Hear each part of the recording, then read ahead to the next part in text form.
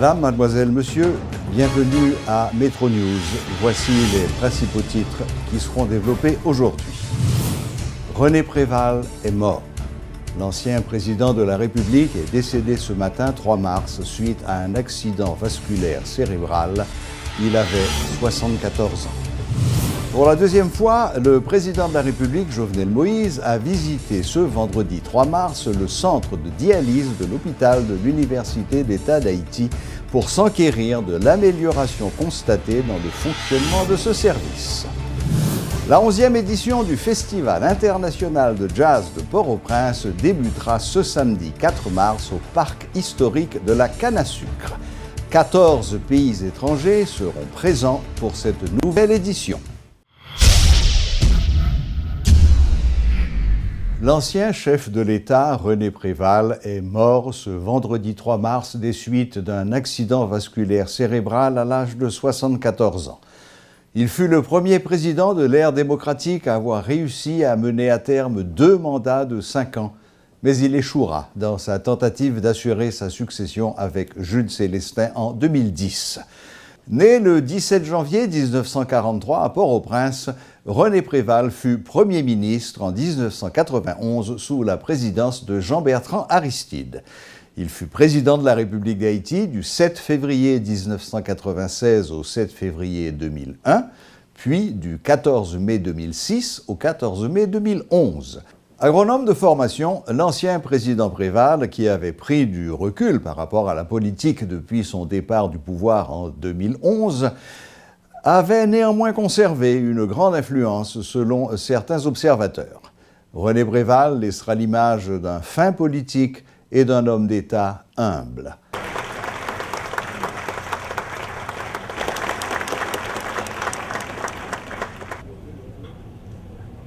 Et m'a fait tout le monde respecter même genre. M'a fait tout ça capable pour le peuple d'Haïti toujours été un grand peuple, pour lui toujours mettre la caille.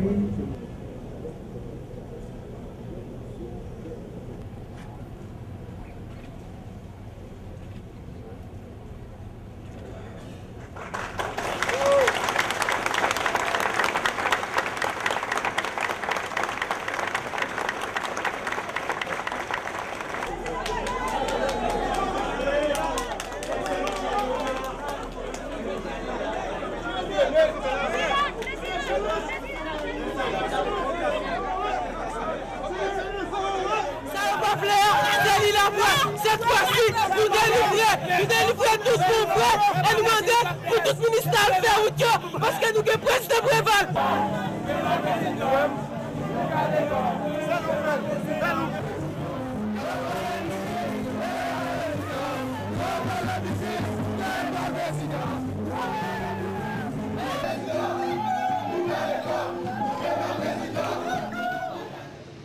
Because a lot of people died, a lot of people are suffering.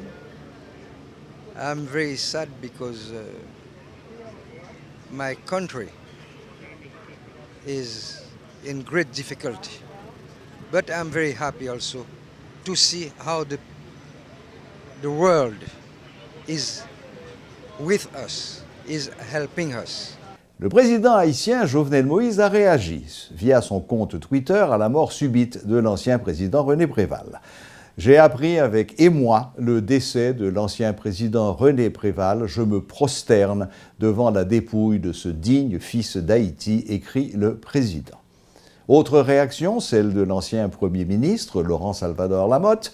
L'ancien chef du gouvernement pleure le décès d'un grand homme de notre histoire, a indiqué Laurent Lamotte, qui a présenté ses sympathies à la famille et aux proches de l'ancien président. De nombreux citoyens, des membres de la classe politique, du secteur privé, se disent également sous le choc après avoir appris le décès de René Préval. Le départ pour l'au-delà de l'ancien président est ressenti comme une énorme perte pour Haïti. René Préval était encore très actif ces derniers temps. Il était remarqué dans divers endroits, notamment dans des espaces privés. Sa dernière apparition publique remonte au 7 février dernier où, accompagné de son épouse, il s'était rendu au Palais national pour l'investiture du président Jovenel Moïse. Le président de la République, Jovenel Moïse, annonce dans un communiqué qu'il s'incline pour saluer le départ de l'ancien chef d'État René Préval. Le président de la République en a profité pour présenter, au nom du peuple et du gouvernement haïtien, à la famille éplorée et aux proches du disparu ses sincères sympathies. Ces condoléances s'étendent également aux sympathisants, aux alliés politiques et partisans du défunt qui a dirigé le pays pendant 10 ans. Le chef de l'État rend un vibrant hommage en cette douloureuse circonstance à cette grande figure de la politique haïtienne de ces dernières décennies. La République d'Haïti témoigne sa reconnaissance envers ce digne fils qui aura consenti beaucoup de sacrifices au cours de sa vie. Le président de la République, Jovenel Moïse, a visité une nouvelle fois, ce vendredi 3 mars, le centre de dialyse de l'hôpital de l'Université d'État d'Haïti pour s'enquérir personnellement de l'amélioration constatée dans le fonctionnement de cet important service qui avait récemment été paralysé par des difficultés administratives et logistiques. Il faut rappeler que le centre de dialyse de l'hôpital de l'Université d'État d'Haïti a reçu de la présidence le jeudi 23 février 2017 une génératrice de 60 kW pour son fonctionnement régulier au profit des patients qui fréquentent cet important service de l'hôpital.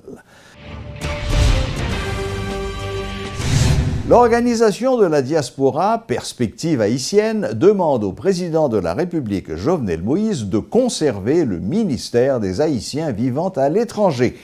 En conférence de presse ce vendredi, le vice-président de cette structure non gouvernementale, Ernst Mesamour, a expliqué que, vu la situation politique actuelle du pays, le ministère des Haïtiens vivant à l'étranger conservait toute son importance. Je dis au besoin 70 gouttes pour $1. Qui ça que les pays là par rapport à manque de production que nous pas gagné, c'est comme diaspora a voué. Eh bien, l'on considère diaspora avoir plus de 2 milliards chaque année dans le pays de l'américain, c'est comme ça qu'il vient injecter au niveau de l'économie haïtienne qui fait que nous avons supporté, nous doit dire poids économie de l'autre pays. Donc je dis à nous dire à part de comme ça, gagner des frais ou perçus sous diaspora en fonction de nos transferts qui sont de tous côtés, $1.50 par transfert, qui a accumulé des millions, qui rentrent dans le Fonds national de l'éducation. Ils prennent comme sous diaspora tout, sous appel téléphonique. Chaque appel qu'on fait, l'État haïtien gagne, doit dire un montant qui est tiré sous lui. Donc nous dit, à part de ça, il y a le côté intellectuel, il y a pile de monde qui forme dans le pays. Nous ne parlons pas de leçons par ici, mais il y a pile de monde qui forment, qui sont à l'extérieur, qui au Canada, qui aux États-Unis, qui en Afrique, qui en Europe, comme professeurs, comme cadres, à travers des grandes institutions. Donc nous disons aujourd'hui, nous supposons travailler pour intégrer les gens qui dehors pour nous permettre que yo et travail de comme un accord pour avenir pays. Je dis à nous dire conférence de presse c'est pour nous dire à autorité yo mavla pas fermer par rapport à rumeur que nous entendons dans la rue par rapport à des autorités qui fait nous connaître que mav pas sous liste de ministre qui pour monter là yo cabinet ministériel là. Nous lançons pinga c'est pour nous dire que mavla supposé exister comme structure qui supposait défendre l'intérêt diaspora. Mais est-ce que nous sommes conscients tout? Il y a des défis à relever au niveau du MAP. Nous disons oui, nous sommes conscients de ce fait. Il y a des propositions qui sont faites par des organisations de la diaspora qui pour capable de redynamiser le ministère. Ça. De ce fait, nous entamons déjà discussion avec un pile structure dans la diaspora, avec des autorités dans le pays, justement pour capable de gagner les profils de un nouveau ministre, profil de un nouveau DG, pour nous dire que mais qui pourra diriger le ministère ça et de comme un accord au sein du gouvernement pour la défendre les vraies valeurs de la diaspora et pour la diaspora capable de gagner un circuit pour faire passer toutes les revendications parlées.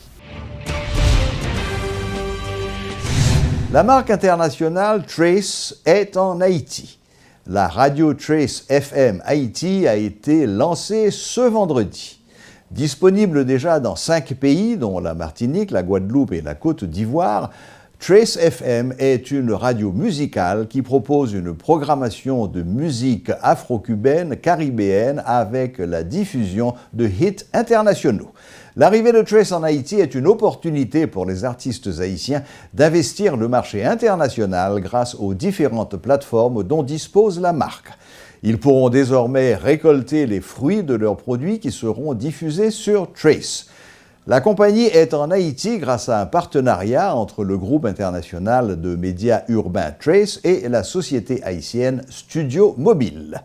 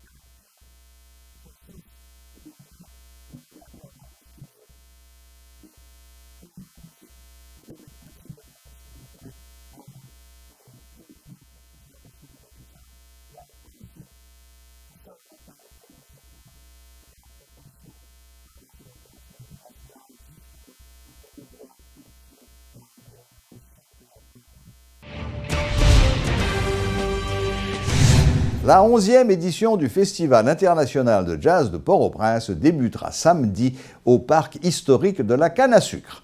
Au programme de cette première journée, la chanteuse canadienne Carol Welsman, puis l'haïtiano-américaine Elizabeth Charles, accompagnée par le trompettiste américain Christian Scott et enfin le pianiste panaméen Danilo Pérez. Le pays à l'honneur pendant les 8 jours de ce festival est la Suisse. 8 jours de musique, 33 concerts sur 10 sites différents à raison de 4 par jour, 14 pays étrangers, voilà à peu près ce qu'offre l'édition 2017 de ce festival. Suivez tour à tour les précisions de Milena Sandler-Widmayer, directrice générale de la Fondation Haïti Jazz, de l'ambassadeur de Suisse en Haïti Jean-Luc Virchaud et de Joël Widmayer, président et directeur artistique de la Fondation. D'habitude, le festival est en janvier. C'est donc le calendrier électoral qui nous a fait bouger la date exceptionnellement. Et comme nous sommes au mois de mars, autour du 8 mars, nous avons voulu consacrer une bonne partie de la programmation aux femmes. Donc on a une programmation à plus de 50% féminine. Donc les femmes sont à l'honneur et c'est ce qu'il y a vraiment de différent cette année. Et la Suisse aussi est à l'honneur. Pourquoi ? Parce que c'est les 10 ans de la coopération suisse, que la Suisse est partenaire du festival depuis le début Et voilà, donc on voulait remercier la Suisse et c'était important pour nous que ça soit le pays à l'honneur. La Suisse aide aussi la Fondation Haïti Jazz à travers un programme de subvention institutionnelle. Donc c'est un partenaire important. Parmi les pays partenaires du festival, la Suisse, votre pays, le pays que vous représentez ici chez nous, Monsieur l'ambassadeur, est à l'honneur. Cette distinction vous dit quoi? D'abord, ça me touche. C'est vrai que souvent la Suisse n'est pas forcément l'image du pays de la musique. On a le festival de Montreux, c'est sûr. On a des festivals qui sont fort connus dans le monde, mais en même temps, c'est vrai qu'en termes de musique, c'est pas forcément le premier pays qu'on cite et qu'on nomme. C'est important. Il est à l'honneur aussi parce que nous avons engagé un partenariat depuis 3 ans avec le festival. Et je pense que c'est important, c'est quelque chose où on doit, nous, partenaires, soutenir des initiatives qui sont positives et qui donnent une image positive d'Haïti et de qualité. Et j'essaye aussi de convaincre mes collègues ambassadeurs à faire de même, parce que c'est comme ça qu'on peut donner une autonomie aussi à la direction du festival, qui peut faire ses choix, qui peut inviter aussi, qui peut donner la patte artistique finalement au niveau du festival, d'avoir sa capacité à lui-même contractualiser, faire venir les artistes qu'il souhaite. C'est vrai que pour les ambassades, c'est une tribune extraordinaire. Ça participe aussi de tout ce qui est nos capacités à favoriser des espaces de rencontre, de métissage. Et je pense que ce festival est une opportunité extraordinaire. Ce festival, on a mis du temps pour préparer cette édition? De plus en plus de temps à préparer les éditions parce qu'on veut faire mieux, davantage, on veut que ça soit mieux fait. Donc on a pris combien? On a pris plus de 6 mois, je dirais bien plus de 6 mois à préparer cette édition. Donc c'est un festival assez lourd, assez important quand même. C'est 8 jours. Sur 8 jours, il y a 10 scènes. 8 jours sans des appareils. 8 jours, il y a 4 concerts par jour. 4 concerts par jour. 8 jours, 4 concerts par jour. Et on a eu 10 sites différents.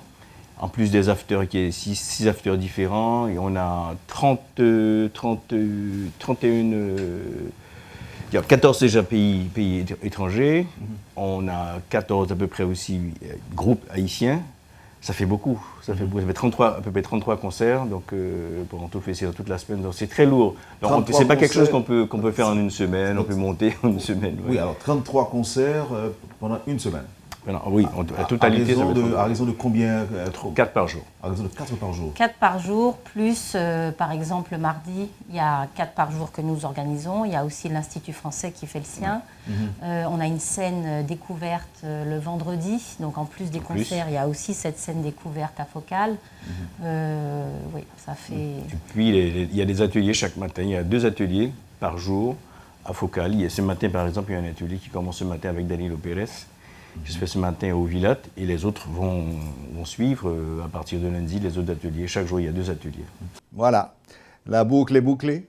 Merci de votre fidélité. Bon week-end à tous et à la prochaine, même heure, même chaîne.